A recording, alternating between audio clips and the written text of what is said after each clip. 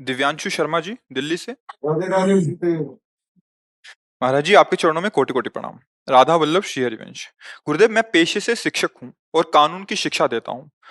गुरुदेव, आपकी वाणी से लाखों युवा सही दिशा की ओर प्रस्थान कर रहे हैं, परंतु कई बार देखा जाता है कि युवा छात्र किसी परीक्षा में असफल होकर अपने जीवन को निरर्थक मानकर गुरुदेव कुछ ऐसा कर लेते हैं जिससे बाद में सबको, समाज को और देश हाँ, को। अज्ञान के कारण होता है। अज्ञान के कारण होता है। आप हार और जीत, उन्नति और अवनति से बहुत परे हैं। आपका जो स्वरूप है वो इस जय पराजय, उन्नति अवनति, सुख दुख से बहुत ऊपर है। आपका जो स्वरूप है, आपने अपने को देह माना और संसार का भाव सत्य माना।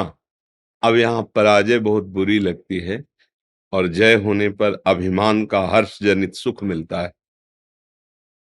अध्यात्म के द्वारा ही सुख दुख को मिटाया जा सकता है। ये सुख भी दुख में है, दुख तो दुख में है ही। बिना अध्यात्म के, अब जैसे आप माता पिता ने बहुत पैसा लगाया, आप पढ़े, फेल हो गए, तो हम दूसरे वर्ष पढ़ेंगे, हम तीसरे वर्ष पढ़ेंगे। निराश होने की जरूरत नहीं। हमसे चूक कहाँ हुई वो हमें सुधारने की जरूरत है। अब कुछ बच्चे विद्यार्थी जन है, तो घर में माता पिता ने डांट लगाई कि हमने लाखों रुपए लगाए, तू फेल हो गया। अब विद्यार्थी जो उसके साथी हैं वो पास हो गए, घर में भी अशांति, विद्यालय में भी उसको अपने मन में नीचा देखना पड़ रहा है। अब ऐसे बच्चे जिनको ज्ञान नहीं है वो आत्महत्या आदि ऐसे कृत्य कर बैठते हैं जो बहुत ही निंदनीय है, दुर्गति का कारण है। हमें इस मानव जीवन को किसी जय पराजय में नष्ट नहीं करना है। भगवान के हम मनुष्य हैं, हम परमानंद की प्राप्ति के लिए मनुष्य जन्म प्राप्त किए हैं, साधन धाम मोक्ष कर द्वारा। और कोई ऐसी पराजय नहीं है जो हमें पराजित कर सके। हम अविनाशी के बच्चा हैं, एक बार नहीं, दो बार नहीं, 1000 बार प्रयास करेंगे और पराजय को रौंदेंगे और जय को प्राप्त होंगे। निराश होने की तो बिल्कुल जरूरत नहीं। जो निराश हो जाते हैं, उदास हो जाते हैं, उनके जीवन में सत्संग नहीं होता, इसलिए हो जाते हैं। नहीं, आप सच्ची बात समझो। गुरुदेव, कई बार मैं देखता हूँ कि उन छात्रों की आर्थिक स्थिति ऐसी होती है कि उनके पास कोई चारा नहीं बचता है। नहीं, ऐसा नहीं, ऐसा नहीं है। चारा नहीं बचता। और ऐसे कितने विद्यार्थी हैं जो अन्य समय में अर्थ का उपार्जन करके और विद्या पढ़कर बहुत ऊंचे पदों पर बैठ गए हैं। तो हमको उनसे भी तो शिक्षा लेनी चाहिए कि वो, अगर उनको अवसर मिलता है तो दूसरे के घर में सेवा करके, उनसे सहयोग लेकर और अपनी आत्महत्या करना जरूरी है, निराश होना जरूरी है। अरे हम ऐसा प्रयास कर, देखो जो बालक हैं अभी 15, 16, 18, इनको माता पिता का बहुत दुलार और सही निर्देश, क्योंकि सच्चे माता पिता वही हैं जो अपने बेटे को आध्यात्मिक बल से युक्त कर सके। अगर अध्यात्म बल युक्त नहीं किया तो फिर निराशा ही हाथ। अब जैसे आप लोग हैं, आप लोग बुद्धि के द्वारा समझ सकते हैं, अब बच्चे नहीं हैं। अगर हमें 6 घंटे अच्छे से पढ़ाई करने को मिल जाए तो बहुत उन्नति करेंगे। तो शेष जो हमारे पास बचते हैं, 6 घंटे सो लेते हैं, फिर हम कोई काम ढूंढते हैं, भले हमें फावड़ा चलाना पड़े 2-3 घंटे 4 घंटे, और उससे हम पैसा उपार्जन करते हैं। हम अपनी उन्नति के लिए, और निराश होने की जरूरत नहीं। हम कोई व्यापार कर लेते हैं, कोई साइड में ऐसा कर ले, लेकिन निराश हो जाना, शरीर नष्ट कर देना, क्या इससे आपको मिलेगा क्या?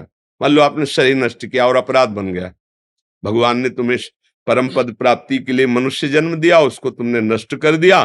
पूर्व के कर्म दुख देने वाले हैं ही, ये नया कर्म और बन गया, अब मुक्ति तो हुई नहीं ना, तो फिर किसी शरीर में तुम भेज दिए जाओगे। ये जेल है शरीर, आप क्या इससे मुक्त होना है। अच्छा, इसमें तो बुद्धि है।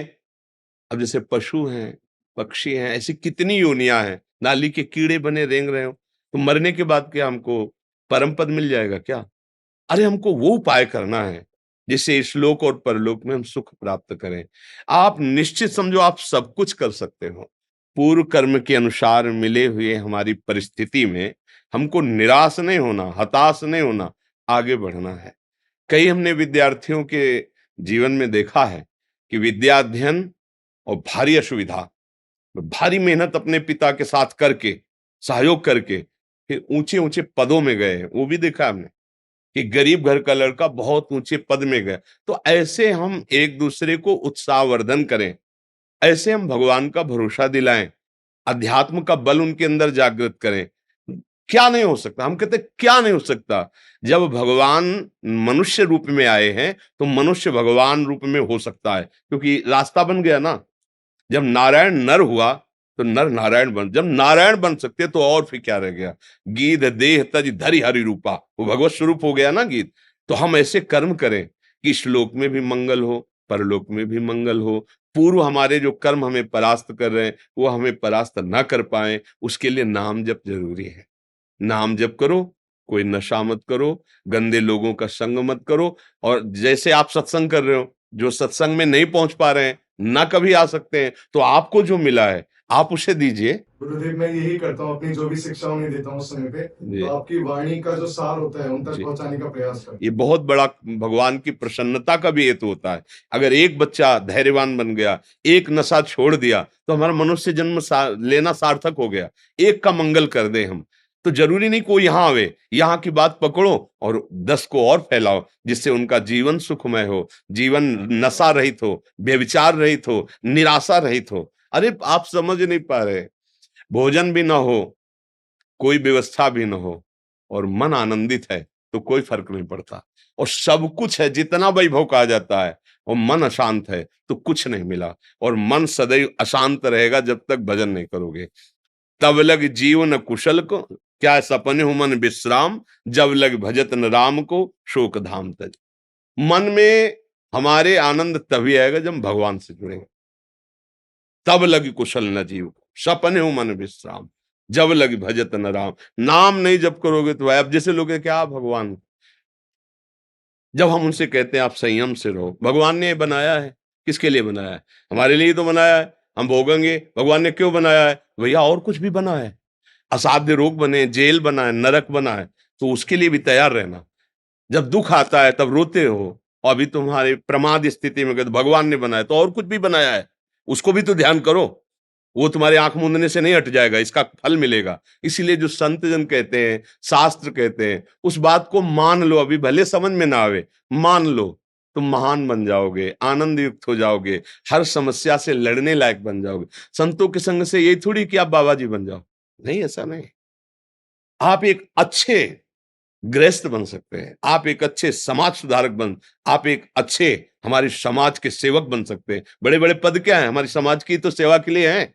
जितने भी हमारे राष्ट्र में पद हैं वो समाज सेवा के लिए ही तो हैं। इसलिए मुझे लगता है बच्चा कि हम अपने को सुधारें और अपने जनों को, शरीर को नष्ट कर देना या निराश हो जाना, ये हमारे मनुष्य जीवन में नहीं होना चाहिए, नहीं होना चाहिए। और ये तभी हो सकता है जब आप भगवान का आश्रय ले हो। अगर भगवान का आश्रय नहीं तो फिर निराशा ही निराशा है। धन संपत्ति अगर हम भगवान का आश्रय नहीं लिए तो अभिमान बढ़ा देती है।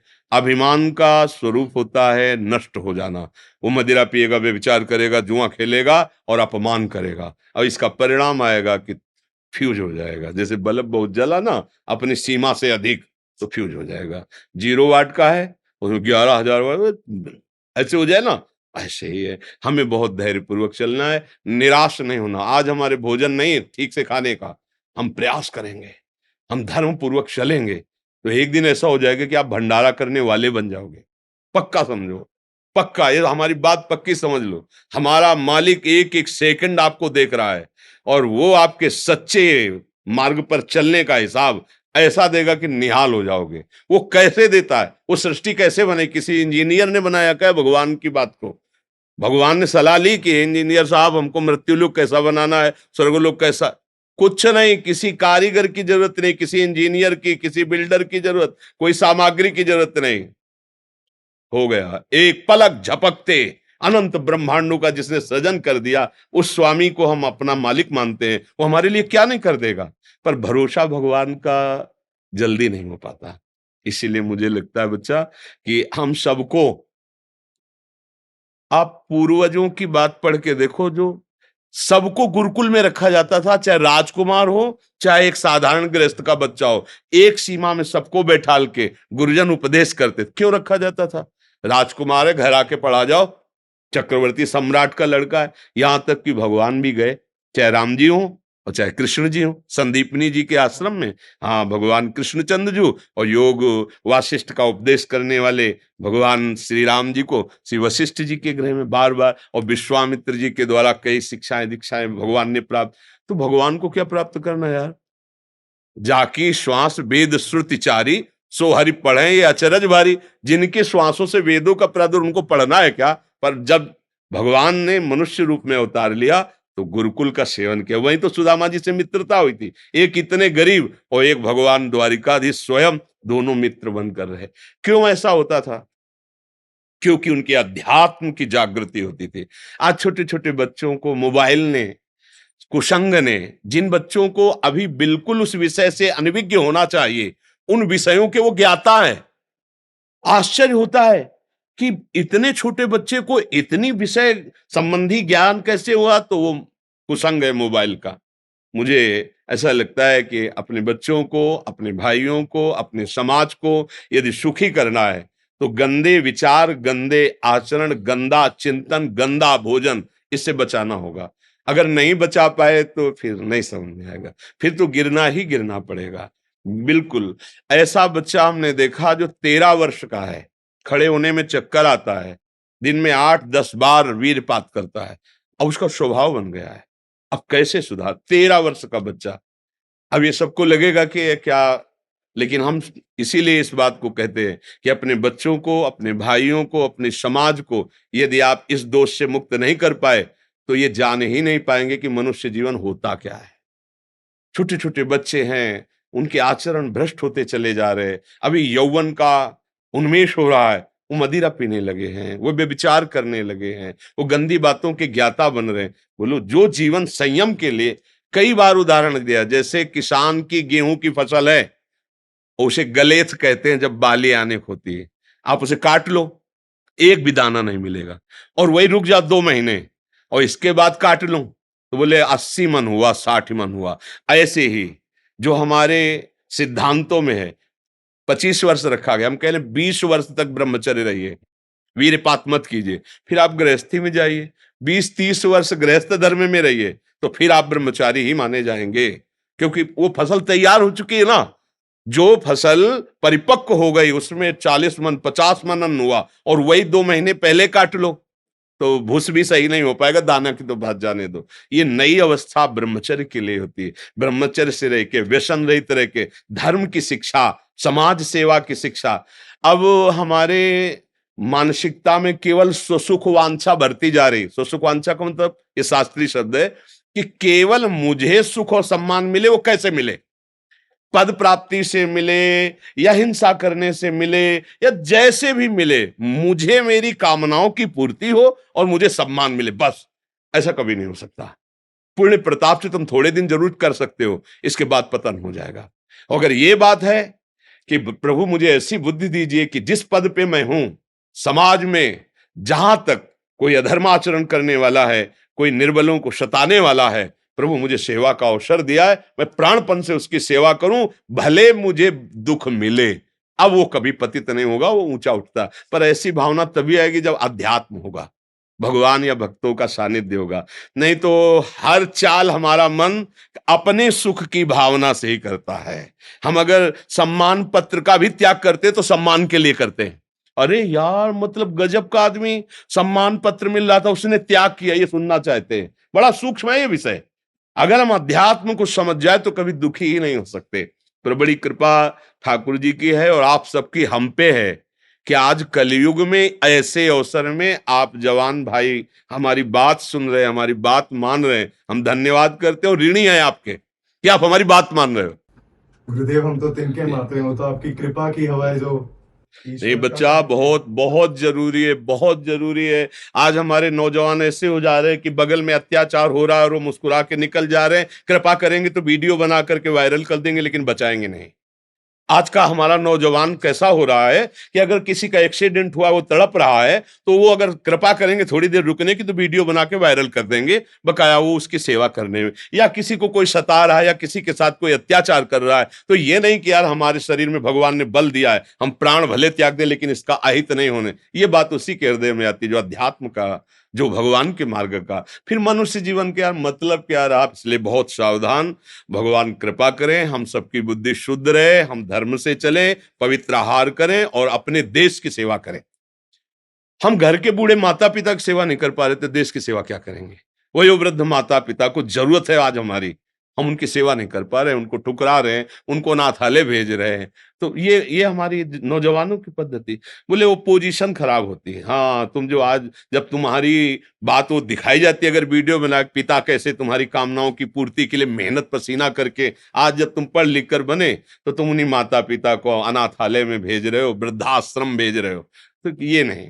देखो, जैसे हम बाल्यावस्था में थे, मुझे जरूरत पैसे की नहीं, व्यवस्था की नहीं, माँ की जरूरत थी, पिता की। ऐसे ही माता पिता को तुम्हारी जरूरत है, व्यवस्था की नहीं, पैसे की नहीं। जब तुम प्यार से झुककर उनके पैर छूओगे और प्यार से, क्या आपको क्या कोई दुख तो नहीं है कोई, तो उनको यही लगे मेरा भारी दुख को सह लेंगे। लेकिन आज हमारी समाज इस बात पर दृष्टि नहीं देती। पैसा तो दे दिया है ना, वहां हर समय सुविधा मिल रही है आपको अनाथालय में, आप क्यों लड़ रहे हैं हमसे? नहीं, उनको इसकी जरूरत नहीं, उनको प्यार की जरूरत है। और वो प्यार वही कर सकता है जो भगवान का आश्रय लिए। इसलिए बहुत कीमती मनुष्य जीवन है, व्यर्थ न जाने पावे। जी।